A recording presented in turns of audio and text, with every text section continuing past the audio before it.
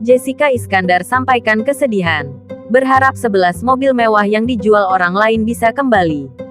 Jedar mengaku menjadi korban penipuan rekan bisnis berkedok rental mobil.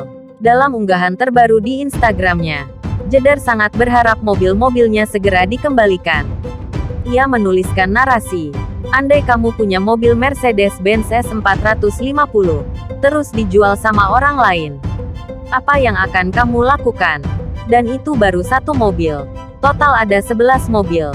Pada unggahan lain, Jessica Iskandar memperlihatkan momen kala harus berdempetan dengan suami dan kakaknya, yakni Vincent Verhaak dan Erik Bana Iskandar. Wanita kelahiran 1988 mengungkapkan di akun Instagramnya, ia menulis caption, "Sekarang bisa merasakan naik Grab lantaran mobilnya dijual Stephen." Adik Jessica, Erik Iskandar pun turut mengomentari postingan sang kakak. Ia menyinggung betapa sempitnya mobil yang ditumpanginya. Tak hanya itu, ia juga menyebutkan bahwa bayar taksi online tersebut dengan patungan jadi lebih hemat.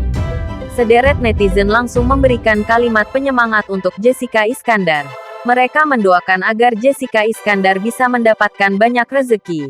Diberitakan sebelumnya, Jessica Iskandar diduga kena tipu oleh seorang pengusaha jasa rental mobil bernama Christopher Stefanus Budianto atau Stephen.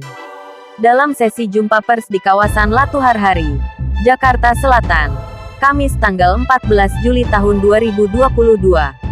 Jessica Iskandar didampingi sang suami, Vincent Verhaak, dan tim kuasa hukumnya yang dipimpin Elza Syarif, bercerita tentang kronologi dugaan penipuan. Dia mengungkapkan 11 mobil mewah miliknya yang didaftarkan dalam perusahaan rental itu lenyap. Istri Vincent Verhaak itu lantas menceritakan kronologi dirinya ditipu oleh Stefanus. Awalnya, Jedar menjalin kerjasama dengan Stephen terkait penyewaan dan jual beli mobil. Ia menitipkan mobil pribadi untuk disewakan oleh Stephen melalui perusahaannya selama 1 tahun. Sedangkan untuk BPKB dan STNK mobil harus disimpan oleh Stephen. Alasannya mobil tersebut akan disewakan ke aparat negara. Karena percaya, Jedar, akhirnya saya memberikan BPKB dan STNK ke Stephen. Waktu itu Jedar membeli sebuah mobil baru. Stephen kembali menawarkan kerjasama seperti sebelumnya, yakni dengan menyerahkan STNK sekaligus BPKB mobilnya.